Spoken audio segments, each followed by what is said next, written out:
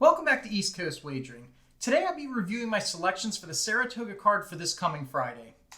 The stakes race on the card is the Curlin Stakes, and we've actually drawn a pretty strong field for a minor stakes race. We have the return of Creative Minister, the 5th place finisher in the Belmont and 3rd place finisher in the Preakness.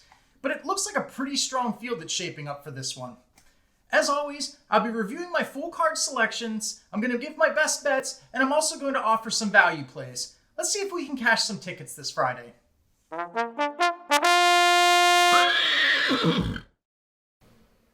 Curlin Stakes is a mile and an eighth race for 3-year-olds who have not won a graded stakes race at a mile or over in 2022.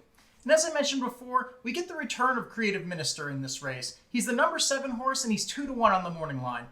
I highly doubt he's going to go off at 2-1. I think this horse is going to get hammered in the betting. He has the name recognition and he is the most accomplished runner in the field. But I'm going to try to beat him. I'm going to try to play against him and take the number 8 in here. Be Better has won back-to-back races after losing his first career start to Jack Christopher, who looks like an absolute freak up to a mile, though he obviously has distance limitations based on his performance last weekend in the Haskell. In his last, Be Better tracked the pace setters along the rail before driving past the leaders turning for home and pulling away. Admittedly, he may need to step forward a bit to win this, but I like his stalking style given how I see the pace setting up, and I don't think Creative Minister is the lock some people will bet him like in this race. My best bet of the day is in race number 2. The number 5 Media Sensation is the lukewarm favorite on the morning line at 3-1, but I think he's the one to beat here. He ran 2nd and 3rd in his 2 tries after dropping to this level. In his last, he slammed hard into both horses beside him coming out of the gate and settled in behind the pace. He overtook the pace setter mid-stretch but could not hold off one of his challengers late, losing by half a length. Considering his poor break, it was otherwise a nice race. I'll play him that with a clean trip, he gets the win, as many of these horses he faces have not shown much at this level. I'll add the number 10 Lowe's for my second selection, who drops in class, and the number 7 Looking Grand, who also had a half-decent showing at this level last out. I like 3 value plays on the card, and though none made it into my top 3 for an individual race, I still like all of them to possibly crack the trifecta at nice prices.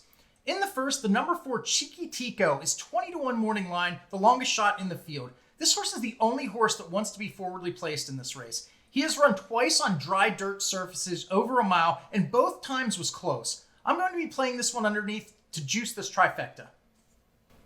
In race number 6, the number 5 Shorts in the Winner is 15-1 morning line. He has run 1 lifetime start and had an absolutely terrible trip, hitting the gate and getting bumped into on multiple occasions. This horse took some action that day, but since he failed to produce, you get him at a premium this time.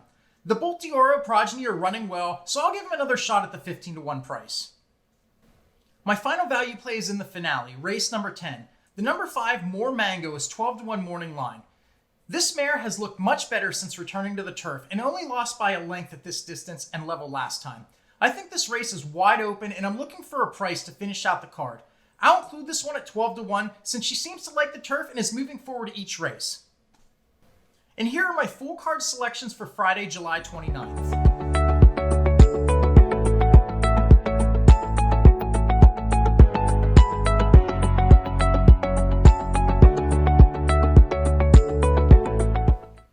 Well, those are my selections for this coming Friday.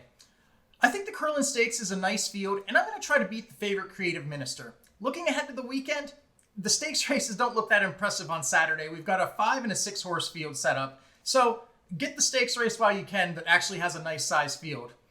This is Jeremy Pielmeyer for East Coast Wagering. Thanks again for watching my video. I'll see you again soon.